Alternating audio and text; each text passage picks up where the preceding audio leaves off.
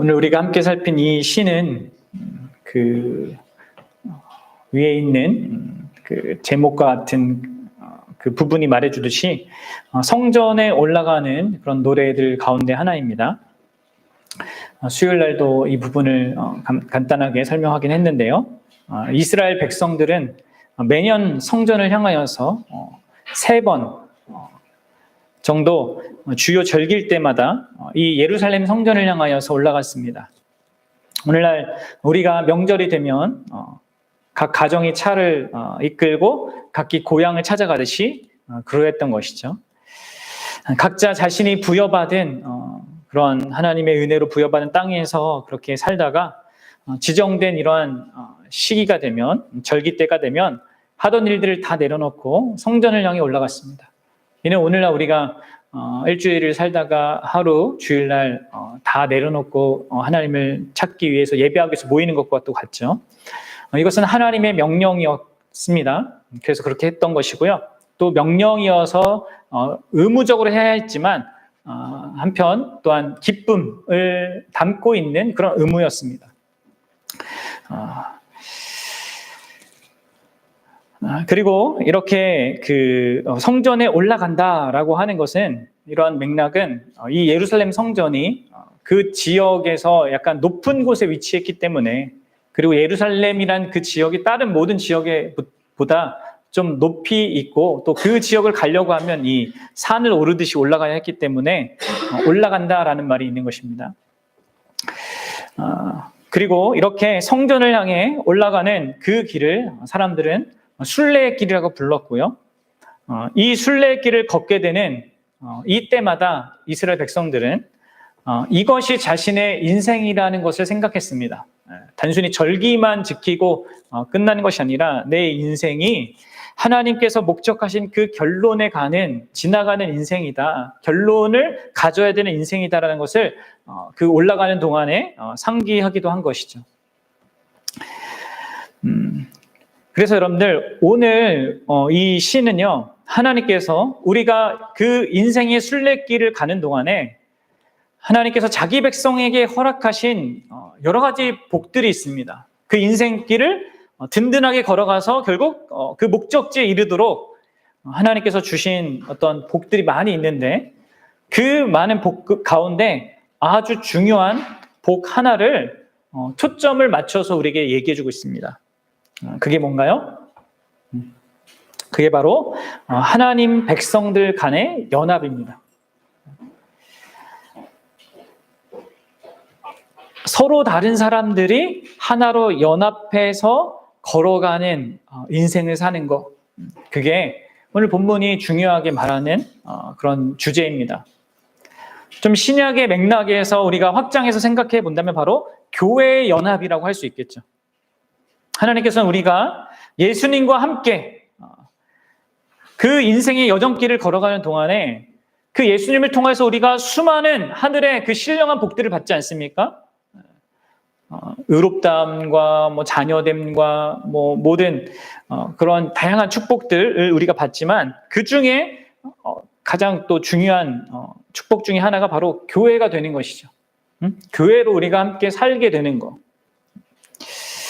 여러분들은 이것을 알고 있습니까? 그리고 그것을 이 복을 누리고 있습니까? 내가 교회이고 교회로 살아가고 교회를 통해서 복을 누린다는 것. 이제 우리가 돌아오는 주일이 우리 교회가 개척한 지 2주 전이 되는 그런 시점이죠. 이러한 시점에 이런 시편을 함께 살펴보면서 우리에게 허락된 그 교회라는 선물에 대해서 좀 한 번 더 깊이 생각해보는 그런 시간이 되길 소망합니다.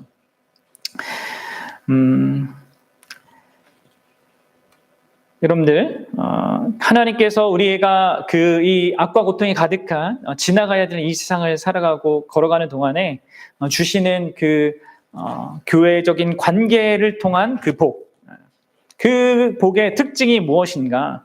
오늘 본문은 우리에게 3가지로 말해주고 있습니다. 자, 첫째로 하나님의 백성의 연합은요, 선하고 아름다운 것입니다. 선하고 아름다운 것입니다. 우리 1절을 한번 보도록 하겠습니다. 1절 시작.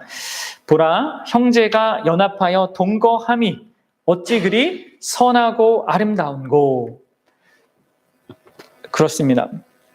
하나님께서 그 인생의 여정길을 걸어가게 하는 동안에 그 공동체로 함께 가게 하신 그 일, 그리고 함께 거하며 함께 살아가는 그 삶이요, 그것은 선하고 아름다운 것입니다. 여기서 선하다라고 하는 이 단어는 토브라는 히브리어 단어입니다. 하나님께서 이 세상을 다 질서 있게 다 만들어 놓고 보시면서 보시기에 좋다 했을 때 사용했던 그 좋다입니다. 그리고 이런 맥락에서 이 좋다는 어떤 우리의 주관적인 기분이나 정서를 말하는 게 아닙니다. 그것은 하나님 보실 때 그러하다는 것, 하나님이 원하는 바로 그 모습이 되었다는 것, 우리 편에서는 올바르고 마땅하다는 것을 의미합니다. 다시 말해서 우리에게 요구되어지는 거예요. 이 연합과 하나됨과 이 공동체를 이루는 것이요, 선한 거라는 거예요. 그게 올바른 거라는 거예요. 바른 거라는 거죠. 인간이 인간답기 위해서 아담과 하와를 만들어 놓고 하나님께서 보시기에 심히 좋다 이렇게 하신 것처럼 우리는 그것을 가져야만 하는 것입니다. 그런 의미에서 여러분들 선하다라는 거예요. 여러분들은 이러한 선한 하나님이 주셨고 우리에게 요구하는 이 선한 이 공동체성을 이렇게 가지고 있습니까? 이게 올바르고 정상적인 인간다움의 모습이라는 거죠. 그러면서 이어지는 단어로 묘사한 게 뭡니까? 이 하나님의 백성의 이런 인간이 하나님 백성과 인간을 다 이렇게 포괄해서 말할 수 있는 것인데, 이런 연합은 선하다라고 표현하는 것처럼 의무를 말하는 것이기도 하지만 동시에 아름다운 것입니다. 여기 사용된 이 단어는 나임이라는 히브리 단어인데, 이 마음은 이게 이제 주관적인 나의 내면에서 일어나는 기쁨과 즐거움을 말하는 것입니다. 그러니까 이것은 무엇을 얘기해주고 있습니까? 이 하나님께서 우리에게 원하시고 기대하시고 또 바라시는 그 연합이, 하나됨이, 교회됨이요, 선한 것이고요, 올바르고 합당한 거고 정당한 거고 정상적인 것이고요, 그리고 그것은 아름다운 것이라는 거예요. 우리에게 참된 기쁨과 즐거움을 가져다 주는 것이라는 것입니다. 단순히 의무만이 아니라 우리 안에 기쁨과 즐거움을 주는 실제가 성도의 연합이라는 거예요. 그래서 여러분, 이 시인이 그러한 것을 깨닫고 누리는 가운데 지금 고백하고 있는 겁니다. 어찌 그리 선하고 아름다운가. 여러분들은 이 시인의 고백에 대해서 여러분들은 어떻게 생각합니까? 여러분들은 어떻게 느낍니까? 그렇게 여러분들도 동의합니까? 하나님의 백성으로서의 연합이 진짜 선하고 그것이 그렇게 있어야만 한다고 진짜 인정할 수밖에 없고 올바르고 정상적인 것이라고 생각하고 또 그것 안에서 진짜 누리는 그런 기쁨을 소유하고 있습니까? 그래서 이렇게 고백할 수 있겠습니까? 여러분들, 사실 이러한 이 고백은요, 어떤 의미에서 우리가 잘 상상하기가 어려운, 어떤 의미에서 불가능한 고백이 아닐까, 이렇게 생각이 들기도 합니다. 왜 그렇습니까, 여러분들? 우리의 세상의 현실을 보십시오. 우리 주변을 보십시오. 이 사회를 보십시오. 나라와 민족들을 보십시오. 분열과 나눔과 다툼과 비방이 그냥 곳곳에 다 있습니다. 그것이 정상인 것처럼 있는 우리의 현실을 우리는 살아가고 있습니다. 나라와 나라가 막 전쟁을 벌이고 민족과 민족들이 싸우고 정당과 정당이 서로 대립하며 한 단체와 다른 단체가 그렇게 나뉘어지는 우리 모습을 보죠. 심지어 여러분들, 한 가정, 진짜 진정한 친밀한 그 연합이 누려져야 되는 그런 가정 안에서도 남편과 아내가, 부모와 자녀가 서로 대립하고 분열하고 전혀 연합을 누리지 못하고 있는 게 우리의 현실이에요. 그리고 심지어 우리의 교회는 어떻습니까? 교회도 마찬가지예요.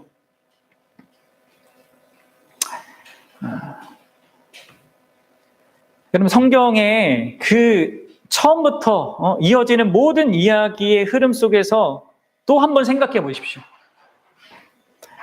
성경을 봐도 연합보다는, 이런 하나됨보다는 분열이 더 일반적인 것처럼 보입니다.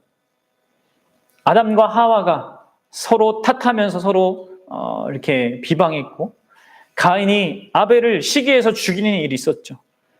아브라함과 롯의 그 종들이 서로 싸워서 둘이 갈라져야 했던 상황들, 야곱과 에서의 갈등, 그리고 요셉과 요셉의 형들의 갈등, 이후에 이집트에서 그 이집트인들의 그러한 압박을, 핍박을 받아가면서 살았어야 했던 이스라엘. 또 나중에 이스라엘은 또 어떻게 됩니까? 잠시 통일된 거, 다윗 안에서 통일된 거 빼고는 그 이후에 북이스라엘과 남이스라엘로 갈라져서 끊임없이 갈등을 경험했습니다. 또 외부로부터 끊임없이 또 고통을 받았죠. 심지어 여러분들, 예수님의 제자들 사이에서도 끊임없는 갈등이 표출됐습니다. 내가 첫째다. 내가 예수님 우편에, 내가 왼편에 앉을 거다. 무슨 말이냐 하면서 그런 일들이 있었고, 예수님께서 구원의 모든 일을 이루신 이후에 세워진 그분의 교회 안에서도요, 끊임없는 갈등이 있었습니다. 서신서들을 보십시오. 다 서신서들이 쓰여진 이유 중에 하나가 교회 안에 있는 갈등 때문에 그렇습니다. 여러분, 교회의 역사, 그 이후의 교회의 역사도 보십시오. 갈등과 분열의 역사죠. 계속해서 분열되고 갈등하고 서로 미워하고 다투는. 여러분, 어떤 의미에서 분리와 이러한 대적과 대립 이런 것들이요, 우리의 본질처럼 보입니다. 근데 여러분들, 지금 성경은 무엇을 말하고 있습니까? 우리가 경험하고 우리가 어떤 의미에서 나도 모르게 자연스럽게 갖는 그런 나눔과 분열과 이러한 모든 대립들이 결코 선한 것이 아니고 진정으로 우리 마음에 참된 기쁨을 가져다 주는 것이 아니라는 사실입니다. 우리는 이것을 너무나 잘 압니다. 경험적으로 압니다. 역사적으로도 배워서 압니다. 그 나뉘고 분열되고 대립하는 것은 진짜 잘못된 것이다. 우리 마음을 아프게 하고 상하게 하고 상대방만 아니라 나도 그렇게 한다는 것을 너무나 잘 압니다. 근데 여러분들, 너무나 이상하지 않습니까? 우리는 그럼에도 불구하고 계속해서 이 분열과 나눔과 대립을 선택해요. 너무 아이러니하지 않습니까? 진짜 하나님이 이 말씀을 통해서 우리에게 얘기해 주시는 거, 진짜 이 사람의 하나됨과 연합이 너무나 선한 것이고, 진짜 그것이 우리를 기쁘게 한다는 것이라는 것을 우리는 진짜 우리 내면 깊은 곳에서 인정할 수 있고 이해합니다. 그럼에도 불구하고 우리는 그것을 선택하지 않고 그것을 선택할 사실 능력이 없는 것이죠. 그게 여러분들, 우리의 현실이에요. 아무리 좋은 가정도, 또 그것을 지금 당장 누리고 있는 사람, 그런 관계도, 또 심지어 그런 교회도 그 연합이요, 너무 쉽게 무너질 수도 있습니다.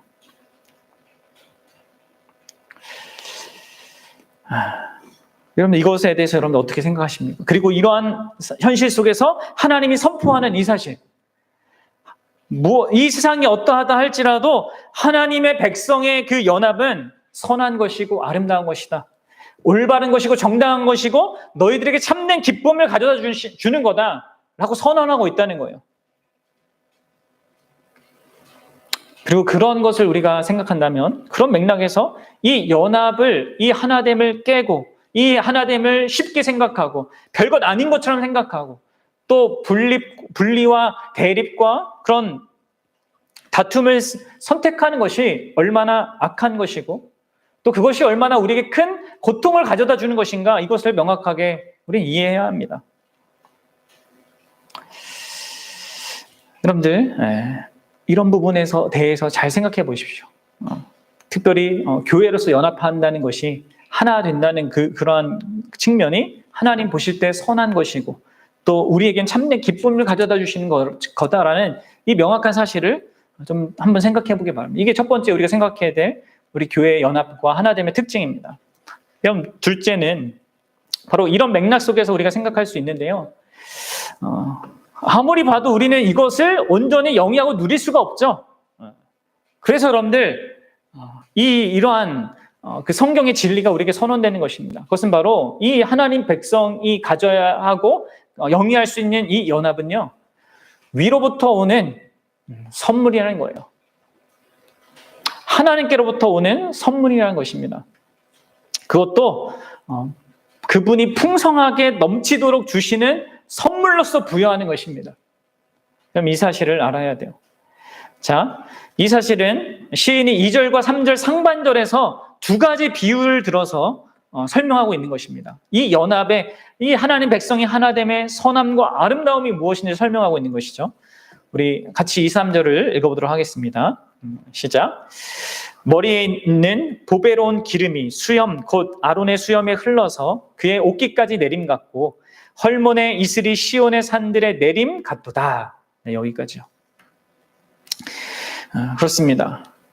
지금 이 시인이 이 연합의 하나님 백성의 하나됨의 그 선함과 아름다움이 무엇에 비유될 수 있다라고 얘기하고 있습니까? 두 가지입니다.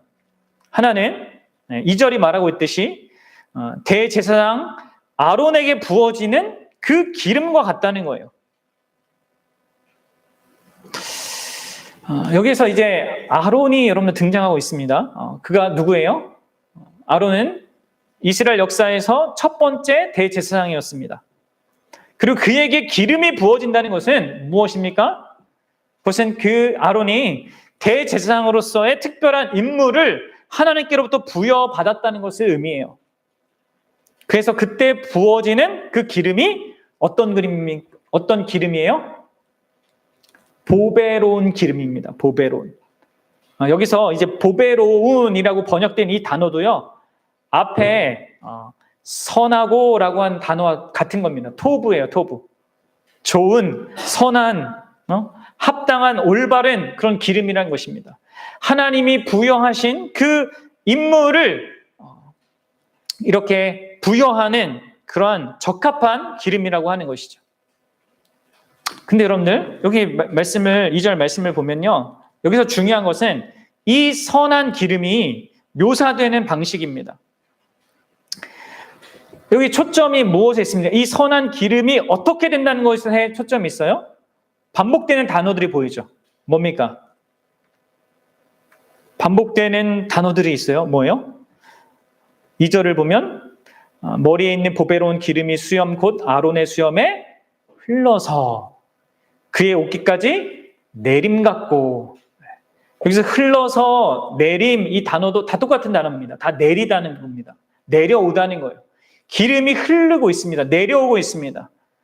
두 번이나 반복되고 있고 3절에서도 또 있죠. 여기서는 이제 비유가 바뀌는데 헐몬의 이슬, 헤르몬 산을 얘기합니다. 이스라엘의 헤르몬 산이라고 하는 가장 높은 산입니다. 우리나라 백두산 정도의 그런 높이라고 합니다. 한 3,000m 되는데 이스라엘에 있는 그 헬몬 산에서 내리는 이슬 같은 그러한 의미를 갖는다는 거예요. 하나님의 백성의 연합이 갖는 그 선함과 아름다움의 의미가 그렇다는 것이죠. 근데 그게 뭐예요? 내려오고 있습니다. 위에서부터 내려오고 있습니다. 내려온다는 것은 우리로 하여금 그 내려오는 것을 이렇게 바라보면서 우리의 시선을 어디로 향하게 합니까? 내려오는 그곳, 그렇죠? 위를 향하게 하는 것이죠. 그럼 무엇을 보여주는 거예요? 이렇게 3번이나 강조하면서 이게 내려온다라고 얘기하는 것은 이 연합의 선함과 아름다움을 영위하는 것이 하나님께서 위로부터 내려주시는 거라는 거죠. 아론에게 기름을 부으라고 하신 하나님에 의하여서 그가 기름을 부음을 받지 않습니까? 그것은 하나님께로부터 오는 것입니다. 또 헬몬산에서 헤르몬산이라고 하는 그 산의 그 꼭대기에는 그 산머리에는 만년설이 있습니다. 그래서 여러분들 여름에도 거기서는 이제 여름의 날씨에도 거기서 막 이게 스키를 타는 이스라엘 땅은 되게 특이한 땅이에요. 그 안에 막 평야도 있고 사막도 있고 막 산도 있고 그런 막 눈도 있고 막 그렇습니다. 그러니까 거기에서 그 만년설이 녹아내리면서 이 이스라엘 대륙으로 이제 물을 흘러보내기도 하고 이제 건기가 있는데 비가 내리지 않는 건기에는 그 산에 있는 그러한 눈들이 이렇게 조금 녹아서 아래에 이슬이 되어서 내리는 것입니다. 그래서 그 새벽마다 이슬이 맺혀져서 식물들이나 동물들이 비가 잘 내리지 않는 그 건기에 그것으로부터, 그 이슬로부터 수분을 공급받는 이러한 비유를 사용해서 하나님 그 연합이 가져다주는 그 선함과 아름다움이 하나님께로부터 오는 선물이라는 것을 우리에게 보여주는 거예요. 그러면서도 여러분들 동시에 이 지금 두 가지 비유는요, 이 연합의 이 아름다움과 선함의 그 선물이 상당히 풍성하게 부어지는 그런 이미지도 우리에게 보여주고 있습니다. 먼저 아론의 머리에 부어진 그 기름을 생각해 보십시오. 지금 그 기름이 어떻게 흘러내리고 있습니까? 머리에 있는 그 보배로운 기름이 어디까지 흘러가요? 그 다음에 수염으로 흘러갑니다. 그리고 수염에 흘러서 또 어디로 내려가요? 그의 제사장 옷, 그 옷깃, 그 제사장 옷의 저 아래까지 이렇게 쭉 뻗치는 그 옷깃 끝까지 그 기름이 흘러 넘치는 겁니다. 상상해 보십시오. 머리에 부어진 그 기름이 수염과 그 흐르는 어깨와 가슴을 다 지나서 제사장복 그 끝에 가장자리 옷깃까지 흘러가는 것. 이 기름 부음은 적당한 것을 넘어서 풍성한 것을 풍성하게 부어지는 것을 의미하는 거예요. 한 방울만 떨어뜨렸으면 어떻게 됐겠습니까? 머리에서 그냥 끝났을 것이잖아요. 그런데 얼마나 많이 부었든지 머리에서부터 수염 그리고 대세양의 그 의복 끝까지 다 적시면서 흘러내린 것입니다. 이 시에서 직접적으로 언급은 되지 않지만 이 시를 고백하고 듣는 이스라엘 백성들은 이러한 상상 속에서, 이러한 사실 속에서 한 가지를 상기하게 됩니다.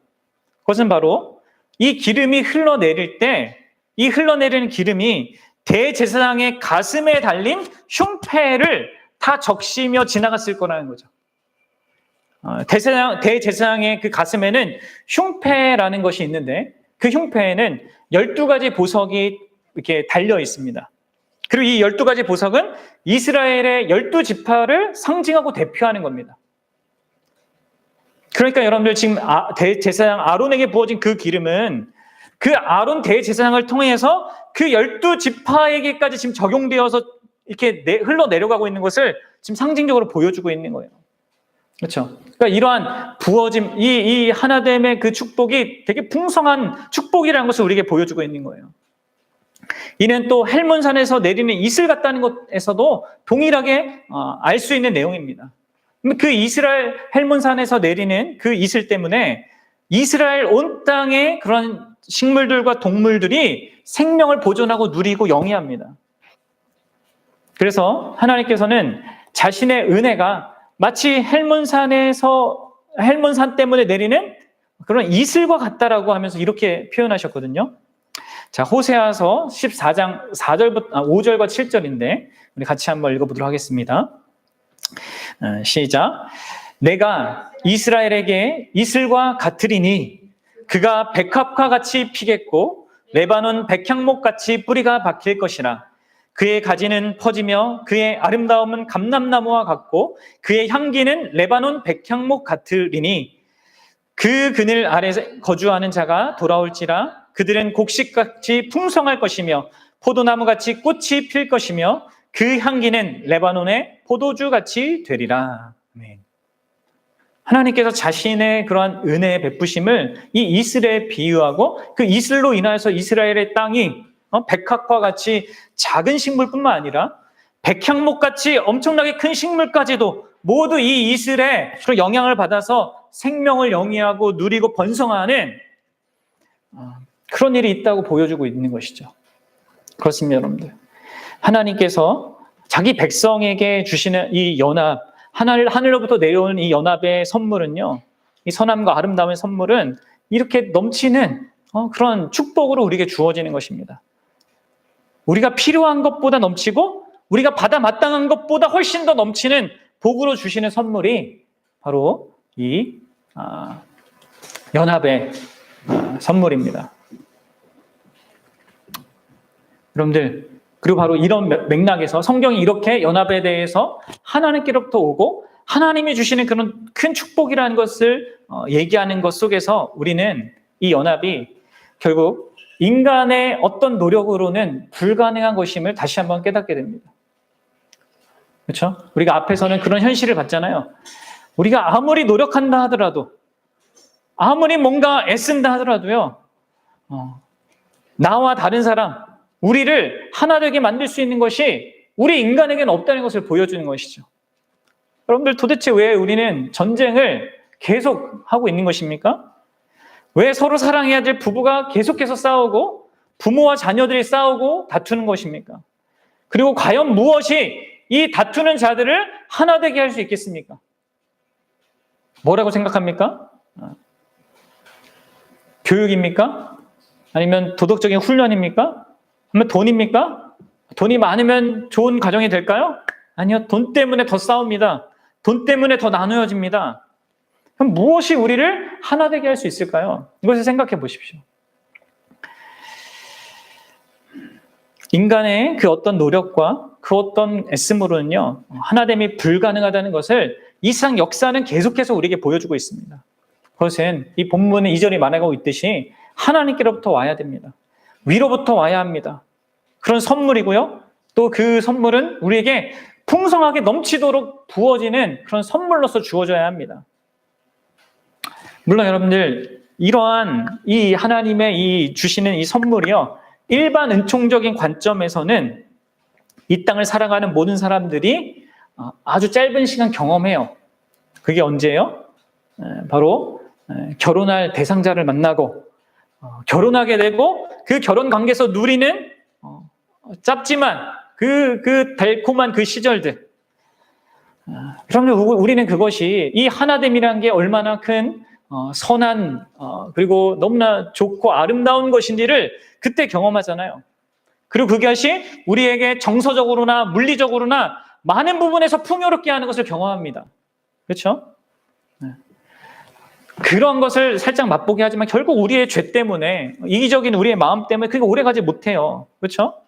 그렇기 때문에 여러분들, 오직 우리의 죄보다 더 강력한 하나님의 은혜만이 이 연합의 선함과 아름다움을 우리에게 가져다 줄 수 있고 그것을 영위하게 하고 누리게 할 수 있는 것입니다. 이러한 맥락 속에서 이 시인은 이제 세 번째로 이 하나님의 백성의 그 연합이, 이 인간의 인류의 그 하나됨이 바로 시온에서 그분께서 영생의 복을 명령하셨기 때문에 주어진다고 얘기합니다. 이 백성의 연합의 복이 그러면 어떤 방식으로, 어떤 것을 통해서 우리에게 오냐? 그분께서 시온의 산에서 복을 명하심으로 그게 주어집니다. 하나님이 명령하심으로써 그 복이 우리에게 주어지는 거예요. 자, 우리 3절을 같이 읽어보겠습니다. 시작. 헐몬의 이슬이 시온 산들에 내린 같도다. 거기서는 시온의 산들을 얘기합니다. 거기에서 여호와께서 복을 명령하셨다. 곧 영생이로다. 그렇습니다. 여기 시온의 산들은 어디를 가리키는 겁니까? 그 시온의 산들은 예루살렘 성전이 있는 곳을 말하는 거예요. 그리고 바로 예루살렘 성전이 있는 그곳에서 하나님께서 복을 명령하신 것입니다. 여러분, 하나님께서 복을 명령했다는 말은 무슨 말이냐면 하나님께서 결국 복을 주시겠다고 약속하시는 거예요.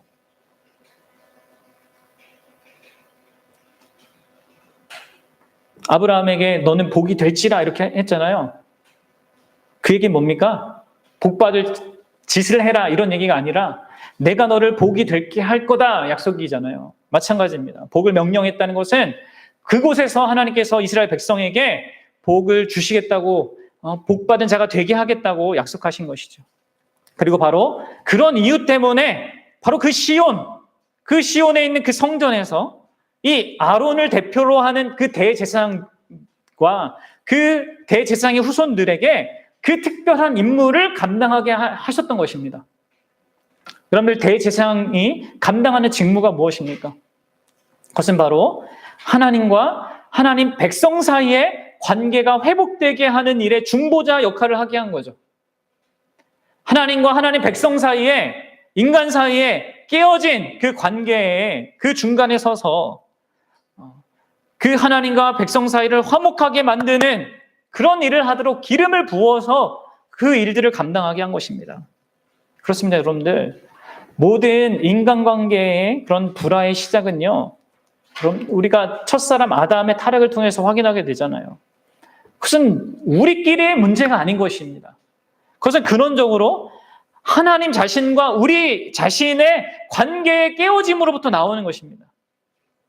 하나님과의 관계가 선하고 아름다웠던 그때에는 아담과 하와가 서로를 사랑했습니다. 내 뼈 중에 뼈요, 내 살 중에 살이요, 이렇게 얘기하면서 그 선하고 아름다운 그 연합의 관계를 누렸다는 거예요. 그러나 사단의 거짓에 넘어가서 하나님의 그 선하심과 아름다우심을 왜곡해서 생각하고 자신이 스스로 하나님 되고자 함으로 말미암아 결국 아담과 하와의 그 관계가 금이 갔어요. 그리고 그 이후에 모든 인생들은 그 결과로 끊임없이 불화와 나눔과 대립을 경험하는 것입니다. 그래서 여러분들, 근원적인 문제가 하나님과의 관계에 있기 때문에 아무리 우리끼리 노력하고 애써도 그게 해결이 안 되는 겁니다. 잠시 그런 시절을 느끼고 그렇게 사는 게 진짜 선한 것이고 아름답다고 그렇게 인정을 해도 그렇게 못 사는 거죠, 우리가. 그래서 여러분들, 이 연합의 하나됨의 그 선함과 아름다움을 우리에게 회복시키기 위해서 하나님께서 우리가 할 수 없는 그 일을 하시는 것입니다. 그래서 아론이라는 그 대제사장을 세워서 그 일을 하시는 것이죠. 그 복을 명령하심으로, 그 복이 뭡니까? 영생이라고 하잖아요. 영생. 영생은 하나님과 우리의 관계가 회복되는 걸 얘기하죠. 깨어진 그 관계가.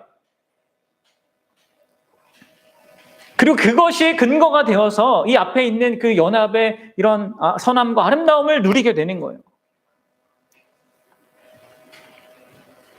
대제사장이 죄 없는 어린 양을 죄인 대신 잡아서 피 흘려 죽이고 제단 위에 불로 그것을 태워 드린 것을 통해서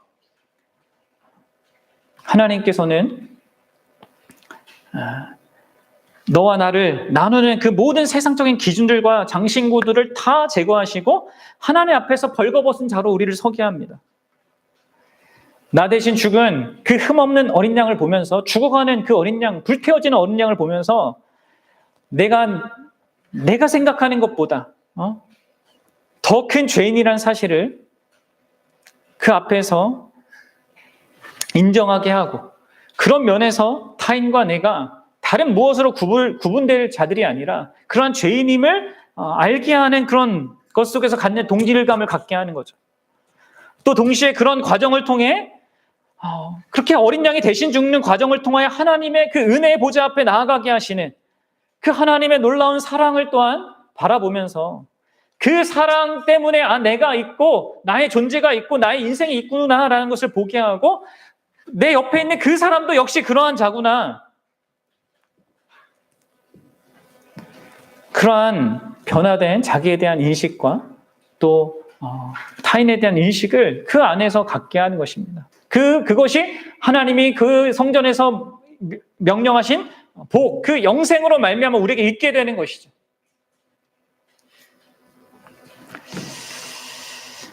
사랑하는 여러분, 이것이 여러분들에게 있습니까? 이런 영생이 여러분들에게 주어짐으로 말미암아 여러분들은 그것과 함께 더불어서 내 인생 가운데 걸어가는 그 영생의 그 결론에 이를 때까지 하나님께서 주시고자 하는 이 교회적인 이 하나님 공동체의 연합의 그 선함과 아름다움을 진짜 여러분들이 누리는 자입니까?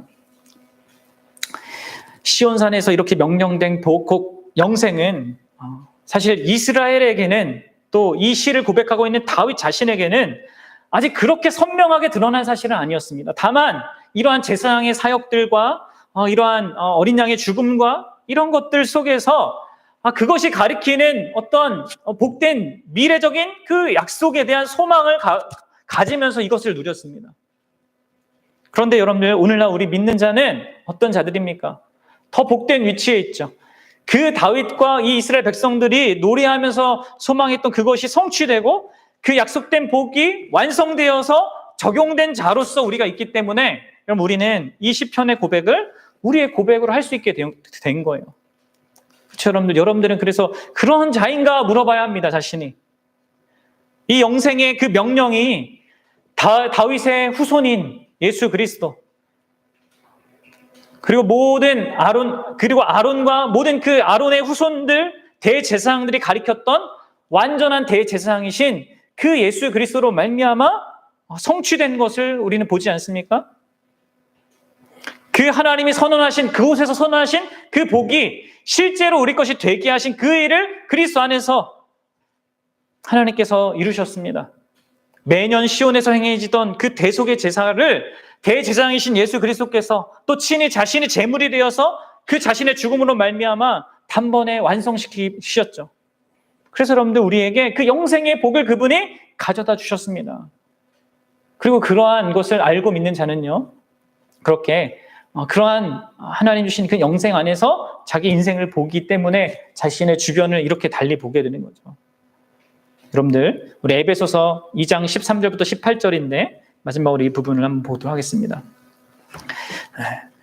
에베소 교회에 있었던 이방인과 유대인들 믿는 자들의 그 갈등을 이 사도 바울이 어떻게 이렇게 말하고 있습니까? 읽어보겠습니다. 시작. 이제는 전에 멀리 있던 너희가 그리스도 예수 안에서 그리스도의 피로 가까워졌느니라. 그는 우리의 화평이신지라 둘로 하나를 만드사